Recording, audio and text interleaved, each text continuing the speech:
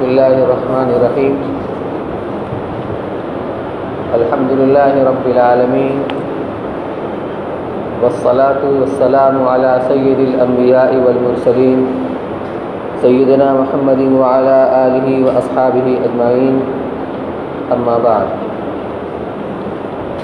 محترم حجاج کرام، الحمدللہ حج تمتع کا پہلا عمل عمرہ، جس کے لیے اپنے وطن سے ایئرپورٹ پر احرام باندھ کر مکہ مکرمہ حاضری ہوئی، اور جو لوگ یہاں سے مدینہ پہلے گئے تھے، مدینہ منورہ سے مکہ مکرمہ آتے ہوئے انہوں نے بھی احرام باندھ کر مکہ مکرمہ حاضری دی، اور عمرہ کا جو پہلا عمل تھا احرام، وہ میقات سے پہلے آپ کا بن چکا۔ دوسرا عمل تھا طواف، جو کہ فرض ہے، وہ بھی ہو چکا۔ اب تیسرا کام ہے سعی، جو کہ واجب ہے۔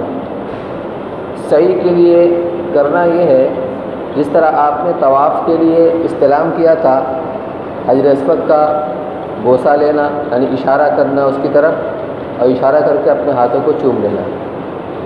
اب پھر سعی کرنے کے لیے چاہے اسی وقت آپ سعی شروع کریں، یا اگر آپ تھک گئے ہوں، آپ کچھ آرام کرنا چاہتے ہوں، سستانا چاہتے ہوں، تو تھوڑا سا آپ آرام بھی کر لیجئے، فوراً کرنا ضروری نہیں ہے۔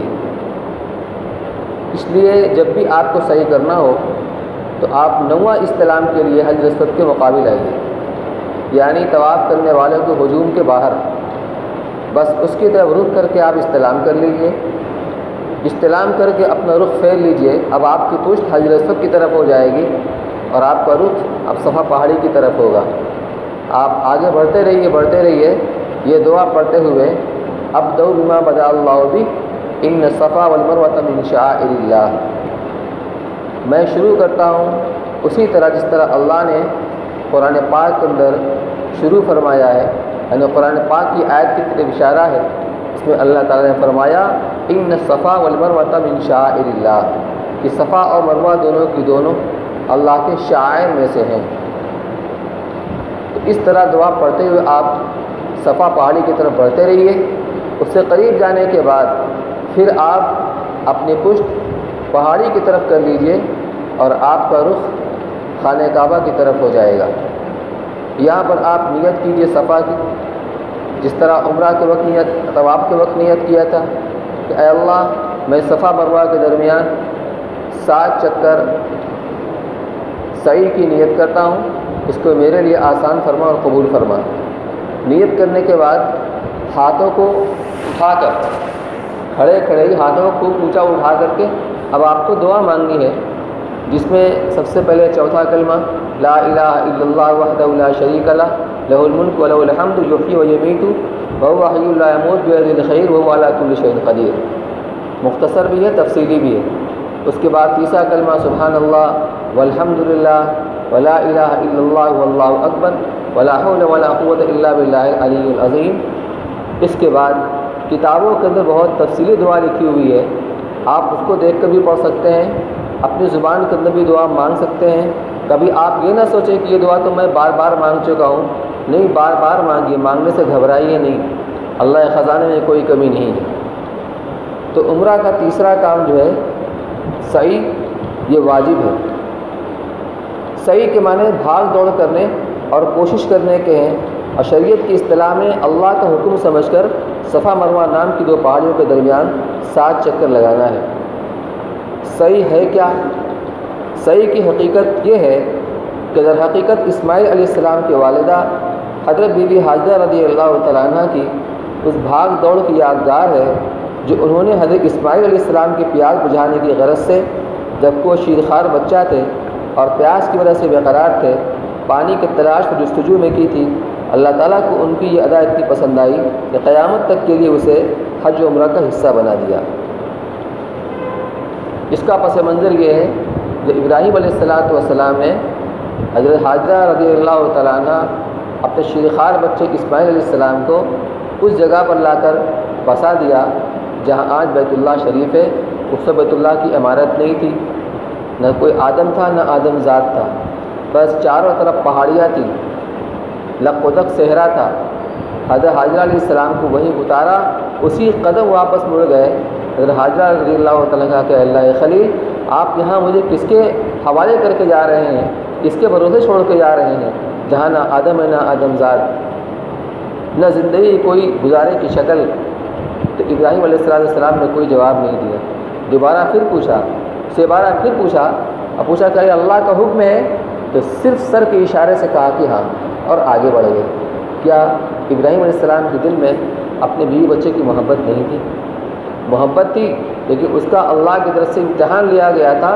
اس امتحان نے پورے ثابت قدم اترے، اللہ نے ان کو انعامات سے نوازا، پھر آگے بڑھ گئے۔ پھر آگے بڑھ کر جب بیوی اور بچے نگاہوں سے اوجھل ہو گئے، وہاں پر تڑپ تڑپ کر اللہ نے دعائیں مانگی، اللہ نے ساری دعائیں قبول فرمائی، جس پہ یہ بھی کہ اللہ یہاں والوں کو پھلوں کی روزی عطا فرما۔ چنانچہ کھجور کا پھل اتنی کثرت سے ہوتا ہے کہ آج تک لاکھوں کی تعداد میں حجاج کرام جاتے ہیں اور کھجور لے کر آتے ہیں، کبھی یہ نہیں سنا کہ ہمارے یہاں کھجور کم پڑ گئی۔ پھر جو ابراہیم علیہ السلام نے تھوڑا سا سامان، کچھ پانی کھانے کا کچھ سامان دیا تھا، وہ کئی دن چلتا، ختم ہو گیا۔ جب ختم ہو گیا، اب پیاس لگی تو پانی موجود نہیں، بچہ بھی تڑپ رہا ہے پیاسا۔ حضرت حاجرہ رضی اللہ تعالیٰ عنہ کی مامتا تڑپ اٹھی اور پانی کی تلاش میں وہ صفا پہاڑی کے اوپر چڑھی جو وہاں قریب ہی تھی۔ جنگل بیابان کے اندر دستور یہ ہے کہ جہاں پانی ہوتا ہے وہاں پرندے اڑتے رہتے ہیں، یہ اس کی علامت ہے۔ تو وہ پانی کی تلاش میں صفا پہاڑی کے اوپر چڑھ کر چاروں طرف دور دور تک نگاہ ڈالا، کہیں پانی کے آثار نظر نہیں آئے۔ پھر مایوس ہو کر جب پہاڑی سے نیچے اتری، جب نشیب کے اندر پہنچی تو بچہ نگاہوں سے اوجھل ہو گیا، تو اب بے قرار ہو گئی۔ تو اتنا حصہ جب تک بچہ نگاہ میں نہیں آیا، دوڑ کر کے انہیں قطع کیا۔ پھر جب بچہ نگاہ میں آ گیا، پھر معمول کی چال چلتے ہوئے مروہ پہاڑی کے اوپر گئی، وہاں بھی چاروں طرف نگاہ ڈالا، کہیں پانی کے آثار نظر نہیں آئے۔ اسی طرح 7 چکر کیا، 7 چکر، اور ہر مرتبہ وادی کے اندر جہاں بچہ نگاہوں سے اوجھل ہو جاتا تھا، دوڑ کر اتنا حصہ قطع کرتی تھی۔ تو اللہ تعالیٰ کو یہ ادا ان کی اتنی پسند آئی، مستقل حجاج کرام کی اس کو شعار قرار دے دیا گیا۔ تو عورتوں کی طرف سے تو حضرت حاجرہ رضی اللہ تعالیٰ عنہ نے وہ ادا کر دیا سعی کو، لہٰذا عورتوں کو نہیں دوڑنا ہے اس حصے میں، لیکن مرد کو دوڑ کر چلنا ہے اس حصے میں جو آگے آ رہا ہے۔ 7ویں مرتبہ جب مروہ پر پہنچی تو ایک آواز آئی، تو کان کھڑا کیا، کیسی آواز ہے؟ تو بچے کی پاس آئی دوڑ کر، تو دیکھا کہ وہاں سے پانی بہہ رہا ہے۔ جلدی جلدی میل اس کو باندھنے لگی کہ پانی بہہ کر کے ضائع نہ ہو جائے۔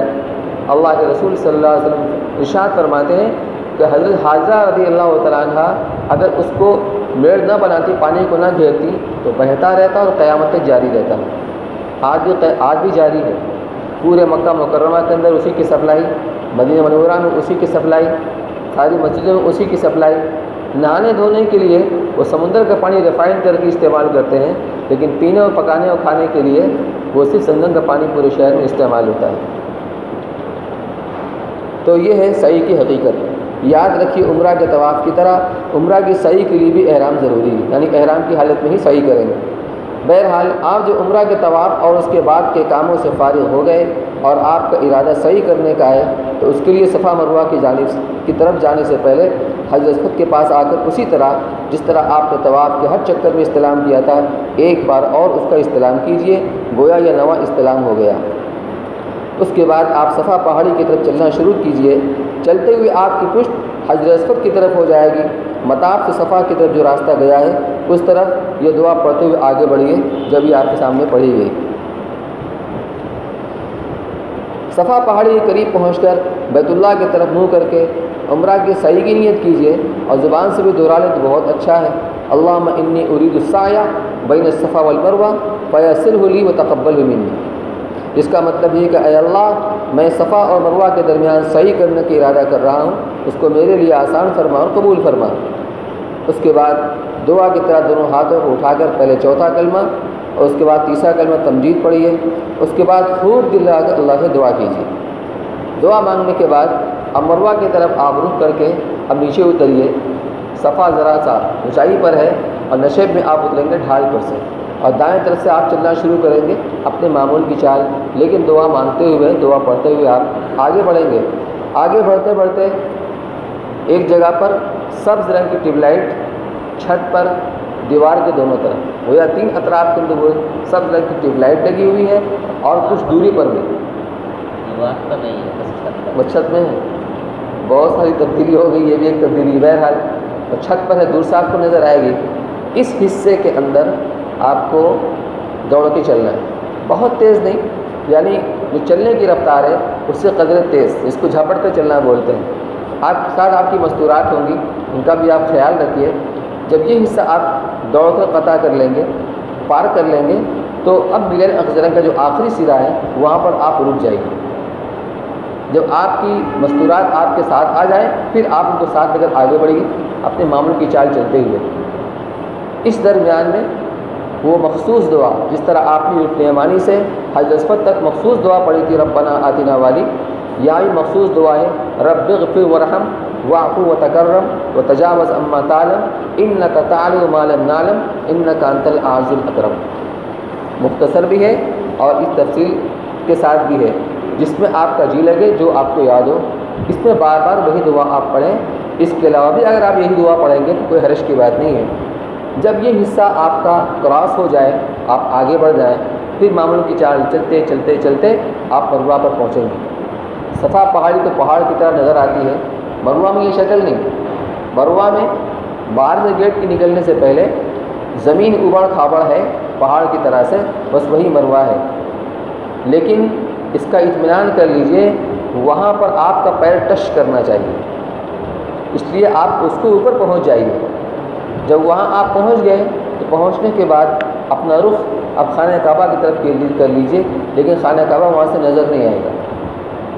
طریقہ یہ ہے کہ آپ جب مروہ پر پہنچنے کے بعد اپنا رخ آپ نے صفا کی طرف کر لیا، تھوڑا سا آپ دائیں کراس ہو جائیے، آپ کا رخ خانہ کعبہ کی طرف ہو گیا۔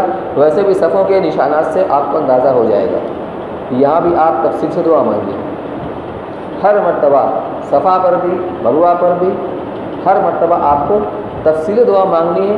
لیکن چونکہ عادت نہیں ہے، اس لیے آدمی کے اندر بشاشت واقعی نہیں رہتی ہے، اس لیے کم سے کم اتنا ضرور کیجیے کہ ابتدا میں صفا پر تفصیلی دعا مانگیے، اور انتہا تو آپ کی صحیح ختم ہوگی مروہ کے اوپر، وہاں تفصیلی دعا مانگیے۔ باقی درمیان میں جتنی بشاشت ہو آپ اللہ دعا مانگیں، دعا کے بغیر نہیں۔ چلتے ہوئے بھی آپ کو دعا مانگتے ہوئے چلنا ہے، اپنی زبان میں مانگیے، عربی کی دعا جو آپ کو یاد ہو وہ دعا مانگیے۔ یہاں تک آپ کا جب صفا سے مروہ تک چلے ایک شوط ہوا، یعنی ایک چکر۔ عام طور پر چکر کا مطلب ہوتا ہے گولائی میں گھوم کر اپنی جگہ پر آ گئے، جہاں سے چلے تو وہیں پر پہنچ کے ایک چکر ہو گیا، لیکن یہ وہ چکر نہیں۔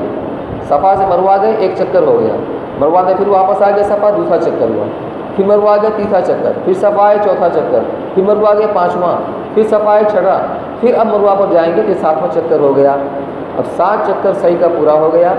اب جو آپ کا طواف کا تیسرا عمل تھا صحیح کا واجب، یہ ادا ہو گیا۔ صحیح کے اندر طہارت شرط نہیں ہے، بغیر وضو کے بھی آپ صحیح کر سکتے ہیں، حتیٰ کہ عورت کو اگر حیض آ رہا ہو تو اس حالت میں بھی وہ صحیح کر سکتی ہے۔ یہ حصہ مسجد کے باہر ہے۔ صحیح کرنے کے بعد ایک عمل یہ ہے، 2 رکعت نماز پڑھنا مستحب ہے، اس کے لیے آپ کو پھر آنا پڑے گا مطاف میں یا مسجد حرام میں کسی حصے کے اندر آنا پڑے گا۔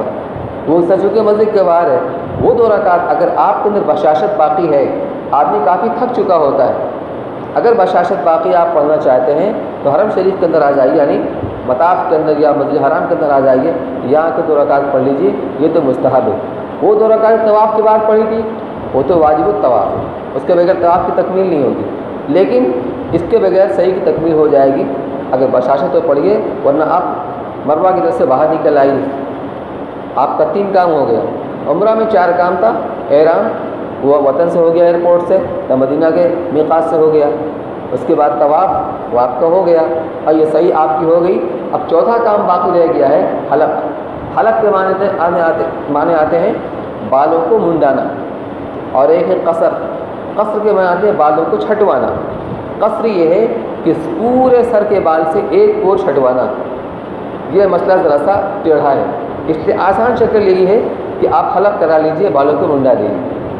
آپ کو شروع میں بتایا گیا تھا اگر آپ کے سفر کے شروع میں بال بڑھے ہوئے ہیں تو بالوں کو پہلے چھوٹا کرا لیجیے، کیونکہ احرام کی حالت میں جتنے چھوٹے بال رہیں گے اتنی آپ کی تو حفاظت رہے گی۔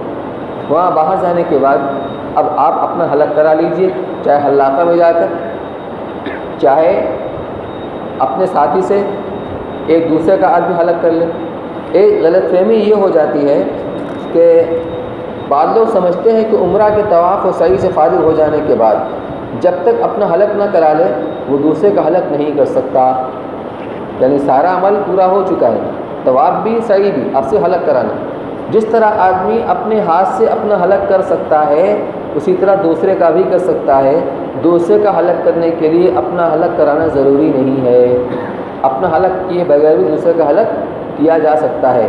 اس لیے اگر دو ساتھی میں آپس میں معاہدہ ہو گیا، طے ہو گیا کہ چلو ہم ایک دوسرے کا حلق کر لیں گے، اس میں سہولت بھی رہتی ہے، چاہے ہوٹل میں آنے کے بعد کر لیں چاہے وہیں پر کر لیں، ایک دوسرے کا کرے گا، ظاہر سی بات جب ایک آدمی پہلے کرے گا تو اس کا حلق نہیں ہوا ہوگا، اس میں کوئی حرج کی بات نہیں۔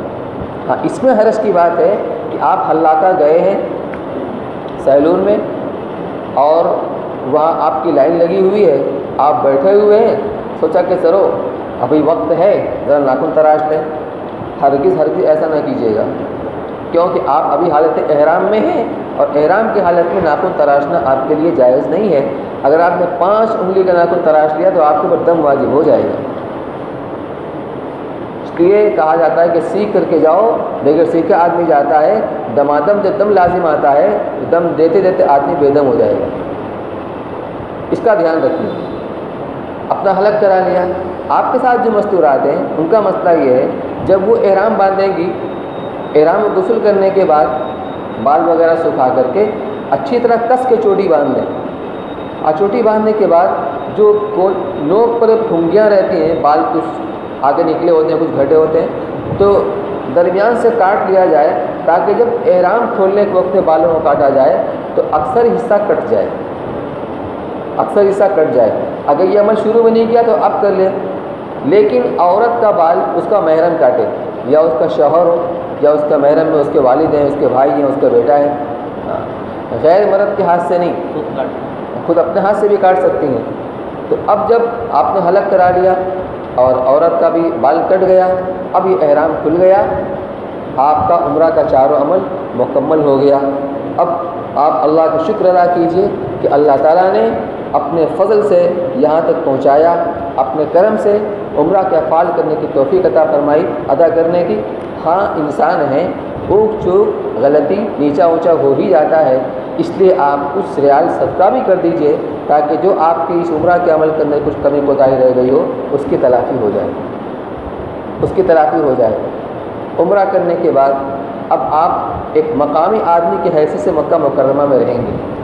مقامی اس اعتبار سے کہ جس طرح وہاں کے مقامی آدمی حج کرنے کے لیے اس کو باہر جانے کی ضرورت نہیں ہے، حرم شریف ہی سے یا اپنے قیام گاہی سے وہ احرام باندھ سکتا ہے، یعنی حج کا احرام حرم کے اندر سے بندھے گا، حدود حرم کے اندر سے۔ ہوٹل بھی حدود حرم کے اندر ہے، حرم شریف بھی حدود حرم کے اندر ہے، اس اعتبار سے آپ مقامی ہو گئے۔ لیکن شرعی اعتبار سے مقامی کا مطلب یہ ہوتا ہے مقامی پر قصر نہیں ہے اور مسافر پر قصر ہے، اس میں ذرا مسئلے میں تفصیل ہے، اس کو سمجھنا ضروری ہے۔ بہرحال آپ جب حلال ہو گئے تو اب آپ کے لیے ہر چیز مباح ہو گئی، جو چیز احرام باندھنے کے بعد سے منع ہو گئی تھی۔ اب خوشبودار صابن بھی استعمال کیجئے، نہائیے دھوئیے، میل چھوڑائیے۔ مکہ مکرمہ میں حج سے پہلے جتنا دن آپ کو ملے، یا اگر آپ کو مدینہ پہلے جانا ہے، ٹور والوں کے لیے کوئی امکان نہیں ہے پہلے مدینہ جانے کا، تو حج کے بعد ہی جائیں گے، اور جو حج کمیٹی والے ہیں وہ یہاں سے مدینہ منورہ جا رہے ہیں، اس لیے حج سے پہلے جو وقت ملے اسے بہت غنیمت سمجھنا چاہیے۔ تفصیل یہ ہے، مسئلہ یہ ہے کہ آدمی اپنے وطن کے علاوہ، ہم بنارس میں رہتے ہیں، یہی ہمارے بود و باش ہے، یہی مرنا یہی جینا، یہ ہمارا وطن اصلی ہے، لیکن کہیں ہم چلے گئے، مان لو ہم چلے گئے دیوبند پڑھنے کے لیے اور وہاں سال 2 سال رہنا ہے، وہ وطن اقامت ہے، جب تک وہاں رہیں گے ہمارا وطن ہے۔ ہم وہاں سے فارغ ہو کے چلے آئے، اب وہ ہمارا وطن نہیں۔ تو اب ہم مکہ مکرمہ میں جب ہیں تو یہ دیکھنا پڑے گا کہ مکہ میں پہنچنے سے لے کر مینا جانے تک یکمشت اگر 15 دن آپ کو ملتا ہے تو آپ مقیم۔ مکہ میں وارد ہونے سے لے کر اور مینا جانے سے پہلے 15 دن مکمل آپ کو ملتا ہے تو آپ مقیم ہیں تو آپ کو 4 رکعت پڑھی نماز 4 رکعت ہی پڑھنا ہے۔ ظاہر سی بات ہے حرم شریف میں امام کے ساتھ تو پوری نماز پڑھیں گے، چاہے مسافر ہو چاہے مقیم ہو، لیکن مینا میں پڑھنا ہوا یا مینا چھوڑیے اگر ہوٹل میں پڑھنے کی نوبت آ گئی اور مستورات تو ہوٹل میں پڑھیں گے ہی نماز، حرم شریف آئیں گے تو یہاں پڑھ لیں گی، لیکن اگر اپنے ہوٹل میں ہے تو وہاں پڑھیں گے، مسئلہ ان کے لیے بھی ہے۔ تو اگر آپ کو 15 دن مکہ میں پہنچنے سے لے کر اور مینا جانے سے پہلے تک 15 دن مکمل ملتا ہے تو آپ مقیم، اور 15 دن سے کم ملتا ہے تو آپ مسافر مقیم نہیں۔ جب آپ مسافر ہیں تو حرم شریف میں آپ ساری نمازیں پڑھیں گے، کوئی مسئلہ نہیں، لیکن مستورات کے لیے مسئلہ ہے کہ اگر وہ ہوٹل میں نماز پڑھیں گی تو 4 رکعت کی نماز 2 رکعت پڑھیں گی، یہ آپ کی ذمہ داری، آپ ان کو بتائیں گے۔ یہ جو وقت ملا ہوا ہے بہت قیمتی وقت ہے، اب آپ کیا کریں گے؟ آپ وہاں گئے ہیں حج کرنے کے لیے، اس سے وقت باقی ہے، جو وقت بچا ہوا ہے زیادہ سے زیادہ آپ کو طواف کرنا ہے۔ نماز 5 وقت کی حرم شریف کے اندر پڑھنا ہے، وہاں کا سب سے اہم عمل یہ ہے کہ اپنے اوقات کی آپ حفاظت کر لیجئے اور زیادہ سے زیادہ وقت آپ کا حرم شریف کے اندر گزرے۔ مارکیٹ ضرورت کا سامان، ضرورت کی چیزیں لینا منع نہیں، جا سکتے ہیں، لیکن کوشش اس کی کیجئے کہ آپ کا وقت مارکیٹ میں کم سے کم صرف ہو، زیادہ سے زیادہ وقت بچا کر آپ حرم شریف کے اندر گزاریے۔ مقدس سے وقت ملا ہوا ہے، پھر پتہ نہیں یہاں پر آنا نصیب ہو نہ ہو، کس کے مقدر میں کس مقدر میں نہیں، کوئی جان نہیں سکتا۔ تو 5 وقت نماز با جماعت حرم شریف کے اندر آ کر پڑھنا، اس کے علاوہ جتنا موقع ملے طواف کرنا۔ اب چونکہ بھیڑ بہت زیادہ ہونے لگی ہے، سب کی ہمت نہیں ہوتی ہے، ہر وقت ہمت نہیں ہوتی ہے، وہاں آپ پہنچیں گے کچھ آپ کو اندازہ ہو جائے گا کہ کس وقت ذرا سہولت رہتی ہے اور کس وقت زیادہ بھیڑ رہتی ہے۔ آپ اپنے تجربے سے اور اپنے کوشش میں حد کر کے دیکھ لیجئے، کوشش کیجئے کہ زیادہ سے زیادہ آپ کا طواف ہو۔ یہ طواف آپ کا نفلی ہوگا۔ نفلی طواف آپ جس طرح اپنی طرف سے کر سکتے ہیں، اپنے عزیز و قریب اعزاء اقربا چاہے وہ زندہ ہوں چاہے وہ مردہ ہوں، سب کی طرف سے کر سکتے ہیں، کرنا چاہیے۔ خاص طور سے وہ لوگ جو حج کے بغیر دنیا سے چلے گئے، آپ کے رشتہ داروں میں آپ کے دادا دادی، والد صاحب، والدہ صاحبہ اور جو بھی آپ کے عزیز قریب ہیں، ان کی طرف سے آپ نفلی طواف کیجیے۔ نفلی طواف میں صرف آپ کو طواف سے پہلے نیت کرنا ہے، نیت کرنے کے بعد وہی تحریمہ طواف کا، بسم اللہ اللہ اکبر لا الہ الا اللہ وللہ الحمد، اس کے بعد دائیں قدم طرف ایک قدم بڑھا کر حضرت اسود کے محاذات میں آ کر وہ بھی پڑھیں گے بسم اللہ اللہ اکبر لا الہ الا اللہ وللہ الحمد، اور استلام کرنے کے بعد طواف شروع کر دیں۔ نیت 7 چکر طواف، نہ اس میں استوا ہے نہ اس کے اندر رمل ہے۔ 7 چکر طواف کرنے کے بعد 2 رکعت نماز مقام ابراہیم کے پیچھے یا جہاں بھی آپ کو موقع ملے، بس 7 چکر طواف 2 رکعت نماز، 7 چکر طواف 2 رکعت نماز۔ یہ نفلی طواف یہ زیادہ اہمیت رکھتا ہے، کیونکہ طواف یہ وہ عبادت ہے کہ آپ صرف وہاں کر سکتے ہیں، دنیا میں اور دوسرا کہیں نہیں کر سکتے۔ باقی نفلی نماز تو آپ کہیں بھی پڑھ سکتے ہیں، اس لیے ترجیح آپ دیجیے اول نمبر پر طواف۔ اگر طواف کا موقع نہ ہو، ہمت نہ ہو، اس کے بعد نمبر آتا ہے نفل نمازوں کا۔ اور نماز کے لیے بھی اگر بشاشت نہیں ہے یا جی میرا کچھ تلاوت کریں، آپ تلاوت کرنے بیٹھ جائیے، کچھ نہ کچھ عمل میں اپنے کو مشغول رکھیے۔ کوئی کام نہیں تو بیٹھ کر خانہ کعبہ کو محبت کی نگاہ سے دیکھیے، یہ میرے اللہ کا گھر ہے، یہ وہ اس عزت و جبروت والے کا مکان ہے، اس کا گھر ہے، اور محبت کے ساتھ اس کو دیکھتے رہیے، اس پر بھی آپ کو اجر ملے گا، کیونکہ حدیث شریف کے مطابق روزانہ بیت اللہ پر 120 رحمتیں نازل ہوتی ہیں، جس میں 60 رحمت طواف کرنے والوں کے لیے، 40 ان کے لیے جو نماز پڑھتے ہوں، اور 20 رحمت جو صرف بیت اللہ کو بیٹھ کر محبت سے دیکھتا رہے۔ باطل کیسی کیسی سازشیں کرتا ہے اور اپنے لوگ ان کے بہکاوے میں آ جاتے ہیں۔ بڑی بڑی وہاں پر بلڈنگیں بنا دی گئی حرم شریف کے چاروں طرف، اور اب جو زمزم ٹاور بنا ہوا ہے جس پر گھڑی بنی ہوئی ماشاءاللہ، تو جو آدمی خانہ کعبہ کو دیکھے گا تو اچانک نگاہ اس کی وہاں جائے گی، تو اس سے مشغول ہو جائے گا۔ یہ دشمنوں کی سازش، اپنے لوگ نہیں سمجھ پاتے اس لیے ہم اجر سے محروم کیوں رہے؟ اس کو دیکھیں گے دنیا کی عظمت دل کے اندر آئے گی، خانہ کعبہ کو دیکھیں گے کہ عبادت بنے گا دیکھنا، اس پر آپ کو اجر ملے گا۔ یہ آپ کو عمل کرنا ہے۔ پھر اس وقت کے قیمتی سمجھتے ہوئے اور قیمتی بناتے ہوئے کوشش کیجیے ایک ختم قرآن کا آپ کا حرم شریف کے اندر ہو جائے، حرم شریف کے اندر ہو جائے قرآن کا۔ نفلی روزہ بھی رکھیے، ہر عمل کا 1,00,000 گنا ثواب ملتا ہے۔ ایک روزہ رکھیں گے آپ کو 1,00,000 روزہ رکھنے کا ثواب ملے گا۔ وہاں پر ایک عام معمول ہے بدھ جمعرات کو اور سوموار کو روزہ رکھنے کا، نفلی روزہ، لہذا آپ بھی رکھیے جب بھی آپ کو بشاشت ہو۔ اگر آپ کا اور ساتھیوں کا کھانا ایک ساتھ ہے اور آپ حج کمیٹی سے جا رہے ہیں، مشورہ کر کے آپ طے کر لیجیے کس دن روزہ رکھنا ہے کس دن نہیں رکھنا ہے، پہلے سے معلوم ہو جائے۔ ٹور والے کے لیے کوئی مسئلہ نہیں ہے، ان کو تو کھانا ٹور کی طرف سے ملے گا۔ بہرحال اس وقت کی آپ قدر کیجیے، اس درمیان میں آپ زیارت بھی کر لیجیے۔ زیارت میں کیا ہوتا ہے، جب آپ منی مزدلفہ عرفات جائیں گے اپنے شیڈیول سے اس موقع پر وہاں ازدحام ہوگا، اور اگر آپ پہلے چلے جاتے ہیں تو وہاں سناٹا ہوگا۔ ایک بار ہو آئیے دیکھ لیجیے، مشاعر ہیں لیکن بہرحال دیکھ لیجیے تاکہ یہ دیکھنا آپ کو جب وہاں پر جائیں گے اس کے وقت پر تو کام آئے گا۔ منی، مزدلفہ، عرفات۔ عرفات میں جبل نور ہے جس پر اللہ کے رسول صلی اللہ علیہ وسلم اس پہاڑ کے اوپر تھوڑا سا آپ کے اوپر چڑھ کر کے وہیں پر آپ نے وقوف کیا ہے، چڑھ کے اس کو بھی دیکھ لیجیے۔ لیکن جب اس موقع سے آئیں گے تو آپ کو وہاں پر پہنچنا مشکل ہو جائے گا۔ اسی طرح جنت المالا مکہ والوں جو قبرستان ہے جہاں حضرت خدیجہ رضی اللہ تعالیٰ عنہ کی مزار قبر مبارک ہے، حضور صلی اللہ علیہ وسلم کی ازواج مطہرات یہ 11 تھیں، جس میں 9 کی ازواج کی قبر مبارک تو جنت البقیع کے اندر ہے، اور حضرت میمونہ رضی اللہ تعالیٰ عنہ کی مقام شریف میں ہے جو مکہ کے راستے میں، اور حضرت خدیجہ رضی اللہ تعالیٰ عنہ کی قبر مبارک یہ جنت المالا کے اندر ہے۔ اس میں ہمارے بزرگوں میں حاجی امداد اللہ صاحب معاذ مکی رحمۃ اللہ علیہ مدفون ہیں، وہاں جائیے۔ اور قبرستان جائیں تو صرف ایسے نہیں دیکھنے کے لیے جو اس کا حق ہے کہ ہم جائیں داخل ہوں، سنت کے مطابق ان کو سلام کریں، ان کے لیے اصال ثواب کریں۔ اسی طریقے پر جبل سور، وہ غار سور ہے اور غار حرا ہے۔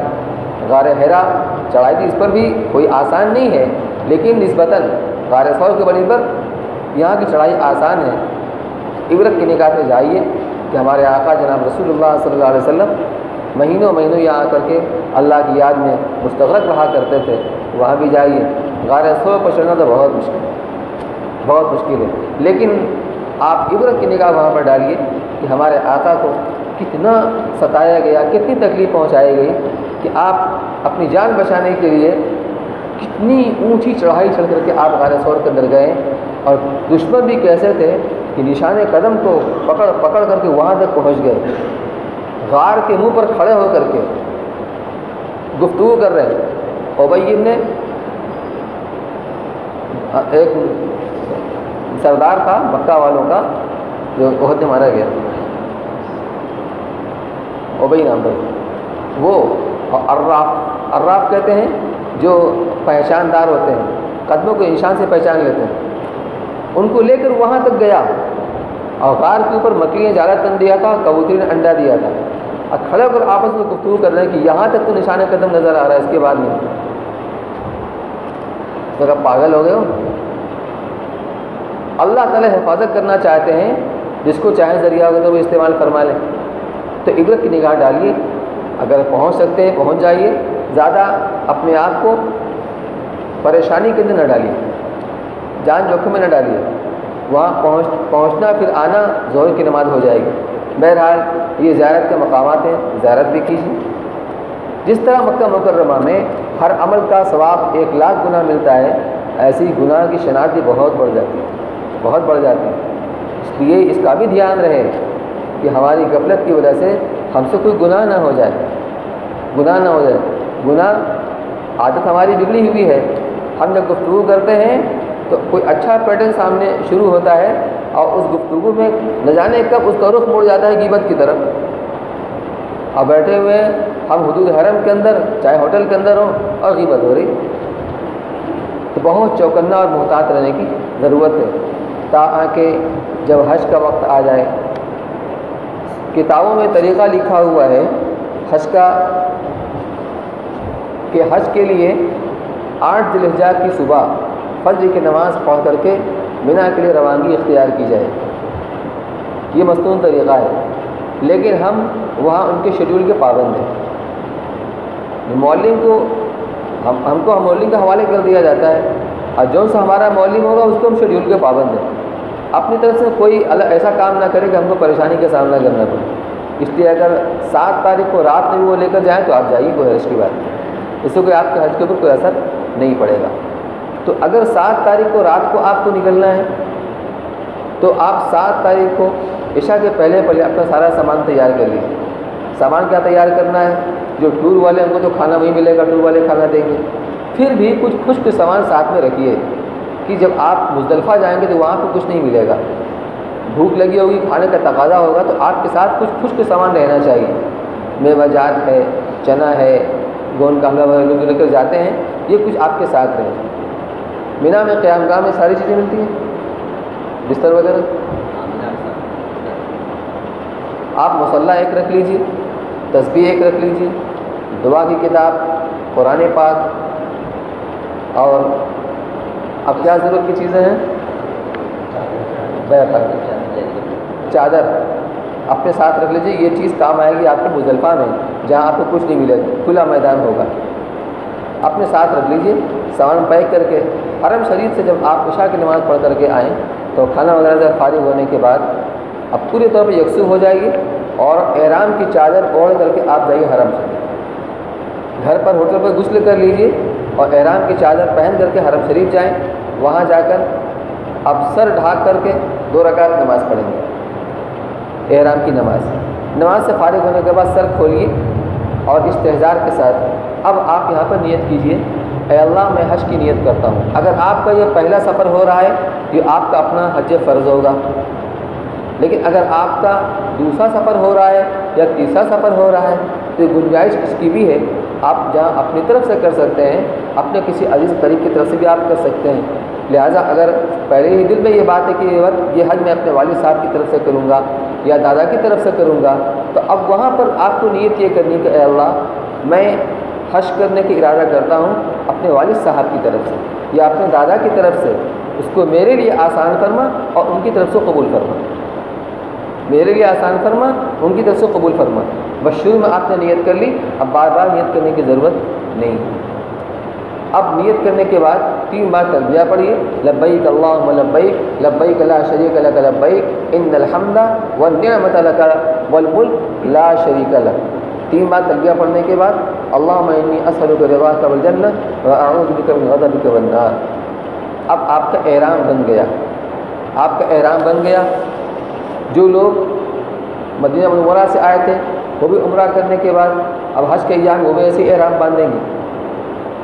اب احرام باندھنے کے بعد اگر آپ کوئی نفلی طواف کرنا چاہیں تو کر سکتے ہیں، کوئی حرج کی بات نہیں ہے، موقع ہو تو کر لیجئے، لیکن یہ نفلی طواف ہے، اس لیے اگرچہ آپ حالت احرام میں ہیں اس لیے نہ استوا ہوگا نہ رمل ہوگا، کچھ نہیں ہوگا، نہ استوا نہ رمل، کیونکہ نفلی طواف۔ لیکن اگر اس طواف کے ساتھ ساتھ آپ حج کی صحیح کرنا چاہتے ہیں جو آپ کو طواف زیارت کے بعد کرنا واجب ہے، لیکن گنجائش اس کی بھی ہے کہ آپ وہ صحیح آج ہی کر لیجئے حج کی نیت کر احرام باندھنے کے بعد۔ تو اگر یہ دل میں بات آ گئی، آپ نے طے کر لیا کہ صحیح پہلے کرنی ہے، تو اب جو نفلی طواف کریں گے تو چونکہ اس کے بعد آپ کو حج کی صحیح کرنی ہے، اب اس میں رمل بھی ہوگا استوا بھی ہوگا، اس کو دھیان میں رکھیں، رمل بھی ہوگا استوا بھی ہوگا۔ بہرحال آپ طواف کر کے اپنے گھر ہوٹل پر آ جائیے اور سامان لے کے بس پر سوار ہو جائیے۔ بس پر سوار ہونے کے بعد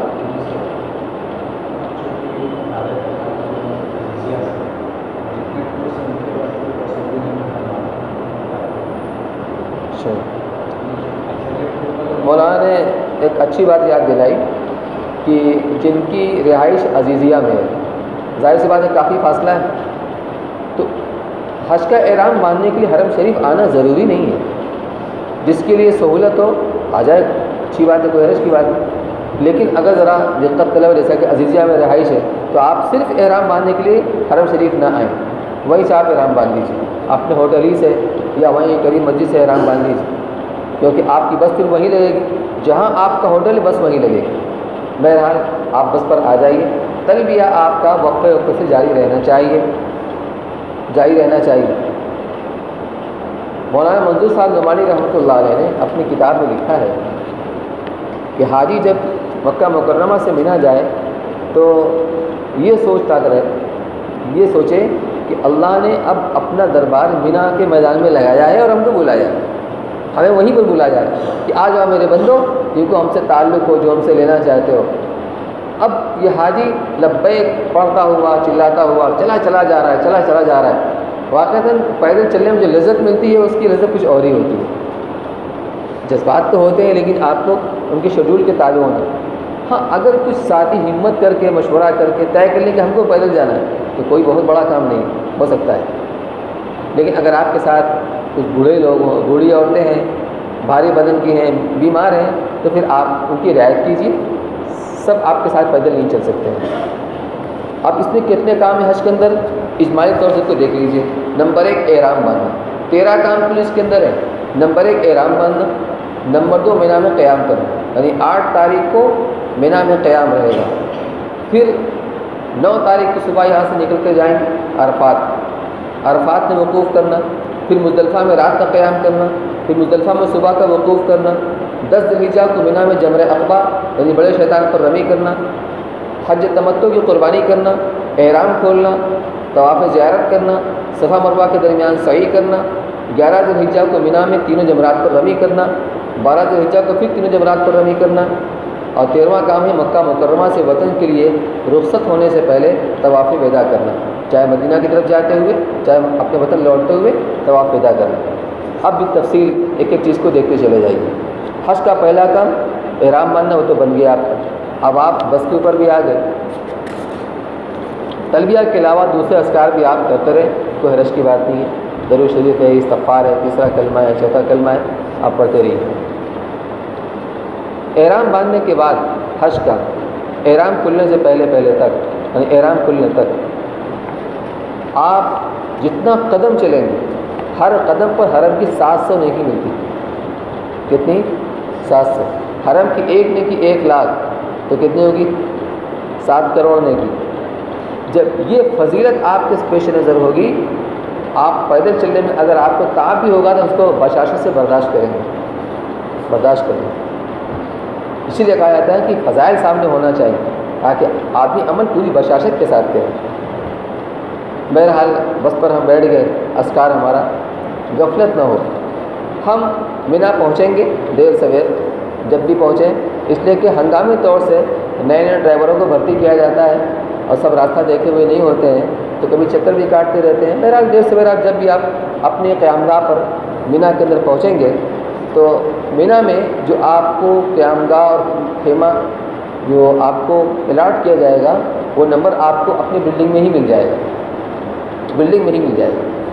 وہاں جو نمبر ملے گا اسی نمبر کے حساب سے آپ وہاں جا کر آپ اپنا شفٹ ہو جائیے اس خیمے کے اندر۔ رات کو یا مان لیجیے صبح بھی فجر کے بعد بھی جب بھی آپ پہنچیں، سامان وغیرہ قرینے سے رکھ کر، اگر ایک مزاج کے ساتھی ہیں، ایک شہر کے ہیں، ایک محلے کے ہیں، جیسے اب عموماً ایسا ہی ہوتا ہے، تو خیمے میں اس انداز سے ہم اپنے شفٹ ہوں کہ عورتیں ایک طرف ہوں، مرد ایک طرف ہوں۔ چلو اچھا رہتا وہیں پر نا؟ ہاں بس وہی تھوڑی کر رہے ہیں۔ چلیے تو بہرحال بہتر ہے، وہاں پہنچنے کے بعد اپنا سامان قرینے سے رکھنے کے بعد اب عمل کے اندر لگ جائیے۔ اگر آپ تھکے ہوئے تھوڑا آرام کر لیجئے، زندگی پڑی ہوئی آرام کرنے کے لیے، اتنا آرام نہ کیجئے کہ پوری رات آرام میں گزر جائے۔ آرام اس نیت سے کیجئے کہ تاکہ عمل کے لیے ہمارے اندر بشاشت پیدا ہو جائے، اور آپ رات مینا کے اندر نمازوں کے اندر، تلاوت کے اندر، ذکر دعا کے اندر گزاریے، اللہ سے خوب مانگیے۔ اگلے دن یعنی 8 تاریخ کا پورا دن مینا میں قیام یہ سنت ہے۔ کبھی ایسا ہوتا ہے کہ جگہ کی تنگی کی وجہ سے یہ خیمہ بڑھتے بڑھتے مزدلفہ میں چلا جاتا ہے. تو اگر آپ کا خیمہ مزدلفہ کے حدود میں چلا گیا ہے تو آپ کچھ نہیں کر سکتے. قیام تو وہی کرنا ہے آپ کو، لیکن مینا میں جو 8 تاریخ کا قیام سنت ہے، اس سنت پر عمل کرنے کے لیے آپ اتنا کر سکتے ہیں کہ آپ کوئی چٹائی یا چادر لے کر کے مینا کی طرف آ جائیے اور کہیں بیٹھ کر گھنٹہ، آدھا گھنٹہ، 2 گھنٹہ تلاوت وغیرہ کر لیجیے تاکہ اس سنت پر بھی آپ کا عمل ہو جائے. 8 تاریخ کو آپ فجر کی نماز، ظہر، عصر، مغرب، عشاء آپ کو یہی پڑھنی ہے، اور اگلے دن کی فجر وہ اچھے نماز ہوگی. اگر آپ مکہ مکرمہ سے فجر کی نماز پڑھ کر چلتے تو 5 نماز ہوتی، ظہر، عصر، مغرب، عشاء اور اگلے دن کی فجر. بہرحال 9 تاریخ کی فجر تک آپ کو وہاں پر رہنا ہے. جب آپ نماز پڑھیں گے، اب یہاں مسئلہ اگر پھنسے گا، راتے میں نکل تبدیلی ہوگی. تو بہرحال وہ سنت طریقہ تو وہ ہے، لیکن اب ہمیں شیڈول کے پابند ہیں تو ہم 8 تاریخ کو وہاں قیام کریں گے. فرض نماز ہم مقیم ہیں تو 4 رکعت نماز پڑھیں. بہتر ہے کہ امام اس کو بنایا جائے جو مقیم ہو، تاکہ اس کے پیچھے مسافر کی بھی نماز ہو جائے اور مقیم کی بھی نماز ہو جائے. کبھی اگر ایسی نوبت آ جائے کہ جو امام مسافر ہے، اس کو 2 رکعت پڑھنا ہے اور اس کے پیچھے مقیم بھی پڑھ رہے ہیں، تو مسئلہ سمجھ لیجیے. امام مسافر 2 رکعت نماز پڑھ کر سلام پھیر دے گا اور اس کے ذمے یہ بتایا کہ بھائی میں مسافر ہوں، جو لوگ مقیم ہیں اپنی نماز پوری کر لیں. مقیم لوگ کے ساتھ سلام نہیں پھیریں گے، جیسے مسبوق ہوتا ہے، سلام نہیں پھیریں گے. جب امام سلام پھیر کے نماز پہ ختم کر لے گا، مقتدی جو 4 رکعت والے ہیں مقیم، وہ کھڑے ہو کر کے 2 رکعت اس طرح پوری کریں گے کہ قرات نہیں کریں گے، اپنے قیام کے اندر قرات نہیں کریں گے، بس کچھ دیر کھڑے رہ کر کے رکوع سجدہ وغیرہ. کیونکہ یہ اگرچہ نماز امام فارغ ہو چکا ہے لیکن گویا کہ امام کے پیچھے ہے. تو اگر ہم امام کے پیچھے نماز پڑھتے ہیں تو کیا ہم قرات کرتے ہیں؟ بس یہ سمجھ لیجیے. اگر نوبت ایسی آ گئی کہ مقیم امام کے پیچھے، مسافر امام کے پیچھے مقیم کی نماز پڑھنے کی نوبت آ گئی تو مسافر 2 رکعت کی نماز سلام پھیر دے گا، مقیم کو سلام نہیں پھیرنا ہے، وہ کھڑا ہو کر اپنی نماز پوری کر لیں گے بغیر قرات کے. ہر نماز کے بعد سلام پھیرنے کے فوراً بعد لبیک 3 مرتبہ تلبیہ پڑھنا بلند آواز. ہر انقلاب کے وقت کہیں ڈھلان چڑھ رہے ہیں تلبیہ، اتر رہے ہیں تلبیہ، ساتھ ساتھ اس موقع کی مصنون دعا. چڑھتے ہوئے اللہ اکبر، اترتے ہوئے سبحان اللہ. کسی سے ملاقات ہوئی تلبیہ پہلے، سلام بعد میں. حالات میں چینجنگ آئے، تبدیلی آئے، سو کر اٹھے ہیں تلبیہ پہلے، باقی اذکار بعد میں. تو جب بھی حالات میں کوئی تبدیلی آئے، چینجنگ آئے، تو ہمیں تلبیہ پڑھنا، بار بار پڑھنا، بار بار پڑھنا. 8 تاریخ کو رات کو ہی نکال دیں گے عرفات کے لیے، کوئی حرج نہیں ہے، آپ جا سکتے ہیں عرفات میں، انشاءاللہ آپ کا حج میں کوئی فرق نہیں پڑے گا. عرفات پہنچیے، وہاں جانے کے بعد وہاں کا اصل وقوف کا وقت ہے زوال کے بعد. زوال عوام کے اندر مشہور یہ ہے کہ زوال وقت مکروہ ہے، حالانکہ زوال وقت مکروہ نہیں ہے. استوا کا مطلب ہوتا ہے سورج بالکل بیچ میں، نہ مشرق میں نہ مغرب میں، بالکل بیچ میں، یہ وقت مکروہ ہے. جب سورج استوا سے بیچ سے جب مغرب کی طرف ڈھل جاتا ہے اس کو زوال کہتے ہیں. عربی کے اندر زوال کے معنی آتے ہیں ڈھلنے کے. جب سورج بیچ سے ہٹ گیا، اب یہ زوال ہو گیا، گویا ظہر کا وقت شروع ہو گیا، تو وقوف کا وقت شروع ہوتا ہے. تو اگر آپ پہلے سے وہاں موجود ہیں اس کی آپ تیاری کیجیے. تیاری کیا کرنا ہے؟ اس وقت کے لیے اپنے آپ کو تیار کیجیے. جو بھی کرنا ہو، آپ کو غسل کرنا ہو، آرام کرنا ہو. غسل حالت احرام میں جو پہلے بتایا گیا تھا، بس حمام میں داخل ہونے کے بعد اپنا احرام اتار کر ٹانگ دیا کھوٹی میں، جسم پر پانی بہا لیا. وقوف عرفہ کے لیے غسل کرنا مستحب ہے، مستحب ہے، موقع کو کر لیجیے، ورنہ آپ اس عمل کے لیے آپ اپنے آپ کو تیار کیجیے، کیونکہ اس میں آپ کو کافی تکان آئے گی. تو ایسا نہ ہو کہ پہلے ہی اتنا تھک جائیں کہ اس کے لیے بشاشت باقی نہ رہے. وقوف کہتے ہیں عرفات میں کھڑے ہو کر کے دعا مانگنے کو، لیکن عادت نہ ہونے کی وجہ سے ایسا ممکن نہیں ہوتا. لہٰذا اگر بیٹھ کر بھی آپ دعا مانگے تو کوئی حرج کی بات نہیں ہے، لیکن کبھی کھڑے ہو کر، کبھی بیٹھ کر، کبھی انفرادی دعا، کبھی اجتماعی دعا، کبھی اپنی زبان میں، کبھی ہم کتاب دے کر کے دعا کے اندر مشغول ہو رہے ہیں. بہرحال زوال سے پہلے آپ تیار ہو جائیے. وضو کر لیجئے یا غسل کے ارادہ غسل کر لیجئے، اور زوال کے بعد اب اذان دلوا کر کے آپ کو نماز پڑھنی ہے۔ عرفات کے میدان میں امام حج کے پیچھے اگر آپ نماز پڑھ رہے ہیں اور امام حج نماز پڑھاتے ہیں مسجد نمرہ میں، اگر آپ وہاں نماز پڑھنے کے لیے جائیں گے، جانے کو تو پہنچ جائیں گے، واپسی آپ کی اپنے خیمے میں نہیں ہو سکے گی، آپ پریشان ہو جائیں گے۔ عبادت میں یکسوئی چاہتی ہے، آپ پریشان اپنے ساتھی سے بچھڑ گئے، اپنی ہڈی سے بچھڑ گئے، یکسوئی آپ کی غارت ہو جائے گی، ختم ہو جائے گی، عبادت میں آپ کا جی نہیں رہے گا، اس لیے آپ ایسا کوئی عمل نہ کیجیے، وہاں نہ جائیے۔ جب آپ اپنے خیمے کے اندر نماز پڑھیں گے، یہاں وہ شرط نہیں پائی جاتی جس میں دونوں نماز عصر اور مغرب کی ایک ساتھ پڑھی جاتی ہے۔ ایک شرط امام حج کی اقتداء میں، ظہر اور عصر امام حج کی اقتداء میں، اب آپ اس کی اقتداء میں نماز نہیں پڑھ رہے ہیں تو آپ اپنے خیمے کے اندر پڑھیے، اگر مسافروں 2 رکعت اور مقیم 4 رکعت، لیکن آسانی کے لیے بتایا گیا ہے کہ اگر جماعت سے آپ نماز پڑھ رہے ہیں اور پڑھنا چاہیے جماعت سے، تو ایسے کوئی امام بنائیں گے جو مقیم ہوتا ہے کہ اس کے پیچھے سب کی نماز 4 رکعت ہو جائے۔ ظہر کی نماز ظہر کے وقت میں پڑھیں گے۔ کچھ لوگ ہوں گے جو آپ سے کہیں گے کہ نہیں، یہاں جمع بین الصلاتین کی جائے گی اور 2 نماز ایک ساتھ پڑھی جائے گی۔ آپ کو نہ ان سے الجھنا ہے نہ ان سے بحث کرنا ہے، جس طرح آپ کو بتایا جاتا ہے امام ابو حنیفہ رحمۃ اللہ علیہ کے مسلک کے مطابق وہ یہ شکل ہے۔ ظہر کی نماز اذان دلوا کر کے اور تکبیر کہہ کر کے جماعت کے ساتھ نماز پڑھیے، نماز سے فارغ ہونے کے بعد تلبیہ، اور اس کے بعد 9 تاریخ کی صبح سے ایک عمل اور آپ کا اضافہ اس کے اندر ہو جائے گا، تکبیر تشریق کا۔ تو فجر کی نماز کے بعد جس طرح آپ اپنے وطن کے اندر رہتے ہوئے اللہ اکبر لا الہ الا اللہ واللہ اکبر اللہ اکبر وللہ الحمد پڑھا کرتے تھے، وہ ہمیں پڑھنا ہے، لیکن تلبیہ پہلے پڑھنا ہے اور تکبیر تشریق بعد میں پڑھنا ہے۔ نہیں، تکبیر تشریق پہلے پڑھنا ہے، تلبیہ بعد میں پڑھنا ہے۔ اگر آپ نے تلبیہ پہلے پڑھ لیا تو تکبیر ساقط ہو جائے گی۔ پہلے تکبیر تشریق پڑھنا ہے، اس کے بعد تلبیہ پڑھنا ہے، دونوں ذکر آپ کو بآواز بلند کرنا ہے اور عورتوں کو آہستہ کرنا ہے، پڑھنا ان کو بھی ہے۔ ظہر کی نماز پڑھیں گے، نماز پڑھنے کے فوراً بعد تکبیر تشریق، اس کے بعد تلبیہ، اس کے بعد کیا کرنا ہے؟ مینا کا ایک عمل جو بہت مناسب اور موضوع معلوم ہوتا ہے، گروپ کے اندر ایک کتاب فضائل حج والی ہونی چاہیے۔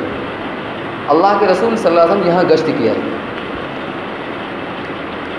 زمانہ جاہلیت میں بھی حج ہوتا تھا، مختلف قبائل کے لوگ آ کر اپنے خیمے لگاتے تھے مینا کے میدان میں، اور حضرت ابو بکر رضی اللہ تعالیٰ عنہ یہ قبائل سے بہت زیادہ متعارف تھے، واقف تھے۔ یہ جاتے اور معلوم کرتے کون قبیلہ کے لوگ ہیں، ان کی کیا صفات ہیں، معلوم کر کے اللہ کے رسول صلی اللہ علیہ وسلم کو بتلاتے تھے، اور آپ جا کر انہیں دعوت دیتے تھے، اور آپ کے ساتھ کیا کیا سلوک ہوتا تھا، کوئی منہ پر تھوک دیتا تھا، کوئی ٹکا سا جواب دے دیتا تھا، کوئی ایسی بات کہتا کہ پھر لوٹ کر نہ آئیں، آپ نے سب برداشت کیا، یہاں آپ نے گشت کیا ہے۔ تو اگر ایسا کر لیں، کتاب فضائل حج آپ کے ساتھ ہو اور آپ اپنے خیمے میں ہی یا تھوڑا سا اگل بگل جا کر لوگوں میں گشت کر کے، بھائی دیکھو تعلیم ہو رہی ہے، چلیے 1 گھنٹہ 2 گھنٹہ مشورہ طے کر کے اور اس میں فضائل حج پڑھی جائے، اسے جذبات بہت بنتے ہیں۔ جو واقعات شیخ الحدیث نے اس کو لکھے ہیں، جو لوگ جماعتوں میں گئے تھے سنا ہوگا تو اس کا اندازہ ہوگا۔ تو کوئی کام تو وہاں ایسا خاص کرنا نہیں ہے، تو کم سے کم صبح اور کم سے کم شام کو ظہر کے بعد کچھ تعلیم میں اپنے اوقات کو ہم لگا لیں۔ اب عرفات میں نماز سے فارغ ہونے کے بعد وہ تو مکہ مکرمہ میں جا کر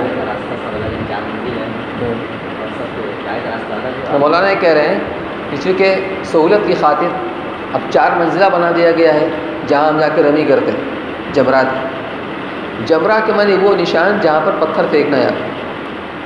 علامت کے طور پر پہلے ستون تھا، لیکن وہاں پر اکثر حادثات ہوتے تھے، اس لیے لمبی دیوار بنا دیے تاکہ حادثات نہ ہونے پائے۔ اس کو نہیں مارنا ہے، کنکڑی دیوار کو نہیں مارنا ہے، کنکڑی دیوار کی جڑ میں پہنچانی ہے، اس کو ذہن میں رکھیے آپ۔ اب وہ 4 منزلہ ہے، اب جب اس دن آپ جائیں گے تو کافی ازدحام ہوگا، کس راستے پر جائیں کس راستے پر نہ جائیں، اس لیے 8 تاریخ کو جو آپ کا مینا میں قیام ہے، اس قیام و غنیمت جانتے ہوئے اپنے ساتھیوں کے ساتھ جا کر خود ایک آئیے، جائے وقوع کا دیکھ لیجئے اور دیواروں کو دیکھ لیجئے اور کون سا زنا کس طرف جاتا ہے وہ دیکھ لیجئے، تاکہ جب 10 تاریخ کو آپ آئیں گے تو آپ کو وہاں پہنچنا آسان ہو جائے۔ بہرحال 9 تاریخ کو آپ نے ظہر کی نماز پڑھ لیا، اب 3 کام آپ پہلے کر لیجئے۔ 3 کام میں پہلا کام یہ ہے کہ 100 مرتبہ آپ کو درود شریف پڑھنا ہے۔ اللہم صلی علی محمد وعلی آل محمد کما صلیت علی ابراہیم وعلی آل ابراہیم انک حمید مجید وعلینا معہم۔ اتنا بھی کافی ہے، لیکن آپ آئے ہی اسی عمل کے لیے، اس لیے پورا درود شریف پڑھ لیجئے۔ اللہم بارک علی محمد وعلی آل محمد کما بارکت علی ابراہیم وعلی آل ابراہیم انک حمید مجید وعلینا معہم۔ اتنے اضافے کے ساتھ 100 مرتبہ تسبیح آپ کے ساتھ ہوگی، 100 مرتبہ یہ کرنا، 100 مرتبہ قل ہو اللہ شریف پوری سورہ پڑھنا، اور 100 مرتبہ چوتھا کلمہ لا الہ الا اللہ۔ اکثر مواقع پر آپ کو تیسرا کلمہ، چوتھا کلمہ، تیسرا کلمہ، چوتھا کلمہ پڑھنا پڑے گا۔ یہ 3 عمل آپ کو تسبیح ہاتھ میں لے کر 100 مرتبہ کرنا ہے، اس میں اچھا خاصا وقت لگے گا۔ اس کے بعد آپ کو وقوف کرنا ہے، یعنی دعاؤں کے اندر مشغول ہونا ہے۔ ابھی دھوپ ہوگی جو ناقابل برداشت ہوگی، اس لیے ابھی آپ دھوپ میں نہ جائیے، بلکہ سائے کے اندر، چاہے خیمے ہی میں، چاہے خیمے سے باہر نکل کے کسی پہاڑی کے اوپر یا کسی درخت کے نیچے، اب آپ یکسوئی کے ساتھ دعاؤں کے اندر مشغول ہو جائیے۔ حزب الاعظم جو دعائی کتاب ہے، یا مناجات مقبول، یا کوئی بھی دعائی کتاب آپ کے ساتھ ہو، یہ اس وقت بہت کام آئے گی۔ اس میں ترجمہ کے ساتھ دعا لکھی ہوئی، دعا پڑھیے، انداز مانگنے کا ہو۔ اس طرح ایک قرآن کی تلاوت کرتے ہیں، یہ انداز نہ ہو، انداز مانگنے کا ہو، اور جو ہم اللہ سے مانگ رہے ہیں وہ ترجمہ بھی اگر آپ دیکھ لیں گے تو اس سے آپ کو استحضار نصیب ہو جائے گا۔ اپنی زبان کے اندر اللہ دعا مانگے، دعا کے اندر انابت، اللہ کی طرف متوجہ ہونا، گڑ گڑانا، زاری کرنا، عاجزی کرنا، اصرار کے ساتھ مانگنا، پورے یقین کے ساتھ مانگنا، رونا آئے تو رو لینا، رو لینا، اپنے گناہوں کو یاد کر کر کے اللہ سے مانگنا۔ اللہ نے آپ کو نوازنے کے لیے بلایا ہے، بے شک ہم گنہگار ہیں، سر سے پیر تک گناہوں کے ڈوبے ہوئے ہیں، لیکن آج وہ مالک، اس کی رحمت انتہائی جوش کے اندر ہے کہ اللہ تعالیٰ فرماتے ہیں میرے بندو، اگر تمہارے گناہ ریت کے ذروں کے برابر ہو، دنیا کے درختوں کے پتوں کے برابر ہو، بارش کے قطروں کے برابر ہو، تو ہم نے معاف کر دیا، ہم نے معاف کر دیا۔ بے شک گنہگار ہیں، لیکن اللہ کی رحمت سب کے اوپر حاوی ہے۔ اس یقین کے ساتھ ہم دعا مانگیں، خوب دعا مانگیں۔ اجتماعی دعا ہو رہی ہو اس میں بھی شامل ہو جائیں، انفرادی دعا بھی مانگنی چاہیے۔ ہر آدمی کی اپنی حاجت وہ خود جانتا ہے ہمیں کیا مانگنا ہے، اس لیے دعاؤں کے اندر خوب اپنے آپ کو لگائیے، یہاں تک سے جب عصر کا وقت ہو جائے، وہاں آپ نے عصر پڑھی تھی وہاں کے حساب سے مثل اول پر، لیکن ہمیشہ اپنے وطن میں آپ نے نماز پڑھی عصر کی مثل عین پر۔ جیسے ہمارے یہاں 4:45 بجے اذان ہوتی ہے، 5 بجے نماز، اور ان لوگوں کے یہاں 4:45 کی اذان اور 4 بجے نماز، تو وہاں 4:45 اور 4 کے حساب سے ہوتی ہے۔ جب آپ کو عصر کی نماز اپنے وقت میں پڑھنی ہے تو آپ تاخیر کر کے اپنے وطن کے حساب سے پڑھیے۔ وہاں پڑھتے پڑھتے آپ کو اندازہ ہو گیا کہ عصر کی نماز کا وقت کب ہوتا ہے، تو اپنے وطن کے حساب سے آپ پڑھیں گے تو ایک فائدہ یہ ہوگا کہ جو دھوپ کی شدت کا وقت ہوگا وہ اور کم ہو جائے گا۔ اب عصر کی نماز سے پہلے کچھ تقاضا ہو، کچھ کھانے پینے کا، کچھ پیٹ سیدھی کرنے کا، اس سے آپ فارغ ہو لیجئے، کیونکہ اب عصر کی نماز کے بعد سے لے کر غروب آفتاب کا وقت انتہائی قیمتی ہے، بالکل اس کو ضائع نہیں کرنا ہے، پورا پورا وصول کرنا ہے۔ عصر کی نماز اذان دلوا کر اقامت کے ساتھ جماعت کے ساتھ نماز پڑھیے، سلام پہنے کے بعد تکبیر تشریق، اس کے بعد تلبیہ، اور تلبیہ کے بعد دعاؤں کے اندر مشغول ہو جائیے۔ خیمے سے باہر آئیے، دھوپ میں کھڑے ہو کر اللہ سے دعا مانگیے تاکہ اللہ کی رحمت جوش کے اندر آ جائے۔ اللہ کے رسول صلی اللہ علیہ وسلم نے زوال کے بعد سے اونٹنی پر کھڑے ہو کر آپ نے دعائیں مانگی امت کے لیے، امت کے لیے۔ ہمیں بھی عبرت ہونا چاہیے، دھوپ میں کھڑا ہو کر ہم دعا مانگیں۔ اب دھوپ کے اندر تمازت اور شدت کم ہو چکی ہوگی، اور مغرب تک اپنے آپ کو دعاؤں کے اندر لگائے رکھیں، کبھی انفرادی، کبھی اجتماعی، کبھی دیکھ کر، کبھی زبانی۔ تھک گئے ہیں بیٹھ کے بھی دعا مانگ سکتے ہیں، یہاں تک کہ غروب آفتاب ہو جائے۔ جب آفتاب غروب ہو جائے گا تو اب آپ کو یہاں سے نکل کر جانا ہے مزدلفہ میں، میٹرو سے منا، عرفات، مزدلفہ میٹرو کی سروس بھی ہوتی ہے. اچھا، بہرحال جو بھی ذریعہ ہو، مغرب کی نماز آج کی تاریخ میں یعنی عرفہ والے دن میں 9 ذی الحجہ کو آج کے دن مغرب کی نماز کا وقت عشاء کی نماز سے وقت میں ہوگا حاجی کے لیے. آج کے دن میں مغرب کی نماز کا وقت عشاء کی نماز سے وقت میں ہوگا حاجی کے لیے.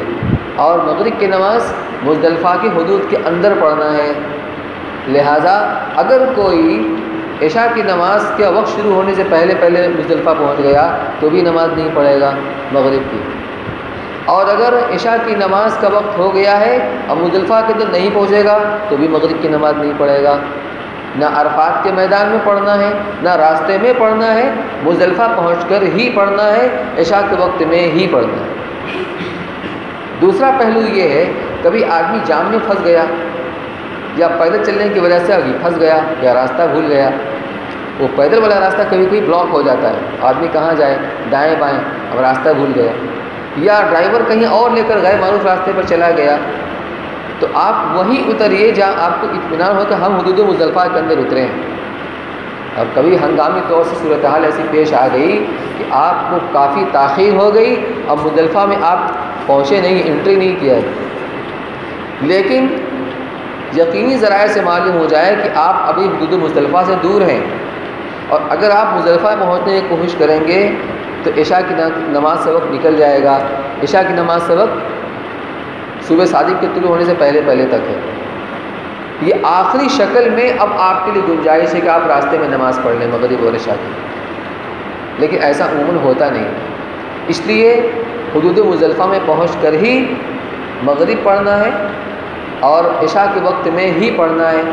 اب جب وہاں پہنچ گئے تو اب تھکے ہوں گے، آپ کافی چل چکے ہوں گے، لیکن کبھی کبھی آدمی کو زیادہ چلنے کی وجہ سے غصہ آ جاتا ہے، خاص طور سے ان لوگوں کو جن کی عادت نہیں ہوتی ہے، جو گاڑی والے ہوتے ہیں نا، گاڑی والوں میں چلنا بڑا مشکل ہو جاتا ہے، بائک والوں. اس فضیلت کو آپ پیش نظر رکھیے، ہر قدم پر حرم کی سانس ہونے کی ملے گی انشاءاللہ. اور اللہ نے اب اپنا دربار مزدلفہ کے میدان میں لگایا ہوا ہے اور ہمیں بلایا ہے. لبیک اللہم لبیک پڑھتے ہوئے چلے جا رہے ہیں، درمیان میں تبھی تشریفی پڑھتے رہیں اور تلبیہ یہ پڑھتے رہیں، چاہے میٹرو سے، چاہے بس سے، اور چاہے پیدل.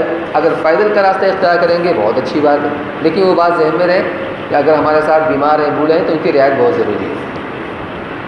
ہر ساتھی اپنے اندر خدمت کا جذبہ لیے رہے. ہمارے گروپ میں، ہمارے ساتھی میں کوئی بڑی عمر کے ہیں، کوئی بزرگ ہیں، ان کا سامان ہم خود لے لیں. خدمت یہ بہت بڑی چیز ہے، جذبہ خدمت ہونا چاہیے. اس سے دوستوں کے دل بھی جیتیں گے اور اس کے حق میں آپ کی شرکت بھی ہو جائے گی بغیر اس سے کہ اسے اجر کے اندر کوئی کمی ہو. پورے ذوق و شوق کے ساتھ پڑھتے ہوئے، دیوانہ وار، مستانہ وار. کوئی کیا کہے گا اپنی بلا سے، بس جوش کے ساتھ پڑھتے، لبیک اللہم لبیک لبیک لا شریک لک لبیک ان الحمد والنعمت لک والملک لا شریک لک. اب آپ مزدلفہ پہنچ گئے، وہاں جا کر اطمینان سے کچھ پیٹ سیدھی کر لیا.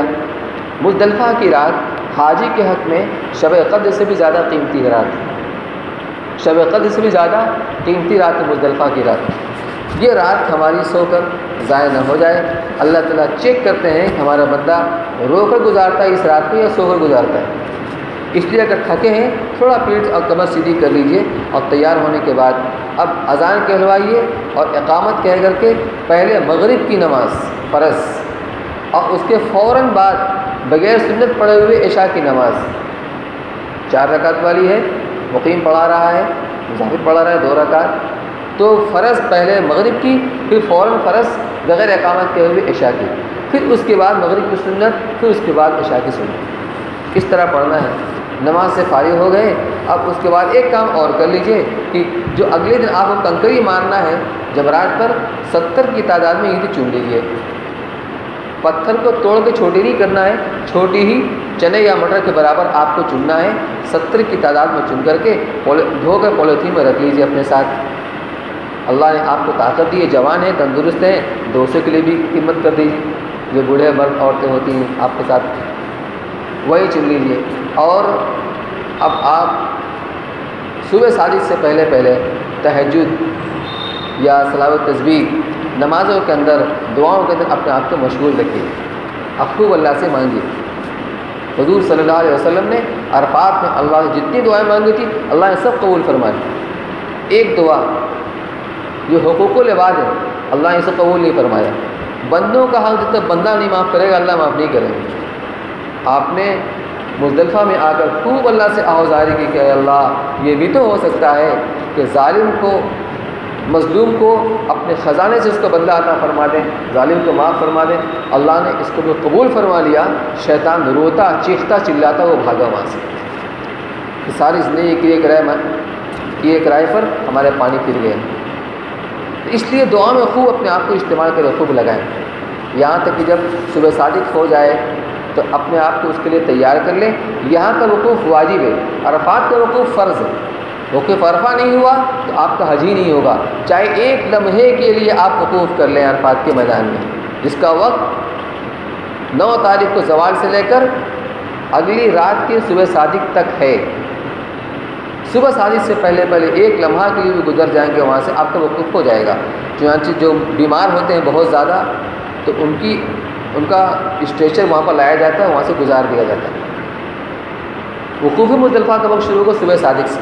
یا صبح صادق کا وقت ہو جائے جو حرم شریف کی نماز پڑھتے پڑھتے آپ کو اندازہ ہو گیا ہوگا, اب یہاں اذان دلوا کر اور اقامت کے ساتھ آپ فجر کی سنت پڑھیے. اس کے بعد فجر کی جماعت کے ساتھ نماز پڑھیے. نماز پڑھنے کے بعد اب وقوف کے اندر لگ جائیے, یعنی دعاؤں کے اندر مشغول ہو جائیے. یہ سلسلہ چلے گا تاکہ سورج نکلنے میں اتنا وقت باقی ہے جس میں 2 رکعت نماز پڑھی جا سکتی ہے, وہ 5 منٹ پہلے. اگر سورج 6 بجے نکلتا ہے تو 5:55 تک وقوف کیجئے. اس کے بعد اب روانگی کی تیاری کیجئے مینا کی طرف, جو انشاءاللہ آپ اب کل کریں گے.